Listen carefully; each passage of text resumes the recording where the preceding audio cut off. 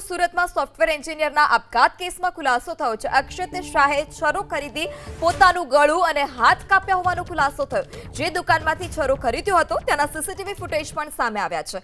મૃતકનો મહિનાનો પગાર 4.16 લાખ રૂપિયા હતો। હોટેલમાં હાથ અને પગ પર છરીના ઘા માર્યા હતા અને ચોથા માળેથી મોતની છલાંગ લગાવી। યુવકની આત્મહત્યા પાછળનું કારણ જાણવા પણ તપાસનો ધમધમાટ તેજ કરવામાં આવ્યો છે, કારણ કે યુવકે આપઘાત કર્યો હતો તે પહેલા તેણે તેની ઓફિસમાં એક ઈમેલ કર્યો હતો ને જેમાં તેના આપઘાત પાછળ કોઈ જવાબદાર નથી અને સુસાઇડ નોટ જે હતી તે ઈમેલ કરી હતી અને ત્યારબાદ આ સીસીટીવી ફૂટેજ પણ સામે આવ્યા છે કે જેમાંથી આ જે આત્મહત્યા કરનાર યુવક છે તે એક જગ્યા પર જાય છે અને ત્યાંથી તે છરો ખરીદે છે। આ સમગ્ર ઘટનાના સીસીટીવી સામે આવ્યા છે। તેણે પોતાના ગળા, હાથ અને પગના ભાગે આ પ્રકારે છરા વડે ઘા પણ ઝીંક્યા છે અને હોટલના ચોથા માળેથી તેણે મોતની છલાંગ લગાવી છે। યુવકે કયા કારણોસર આ પ્રકારે આપઘાત કર્યો છે તે તમામ વિગતો જાણવા માટે પોલીસે વધુ તપાસ હાથ ધરી છે।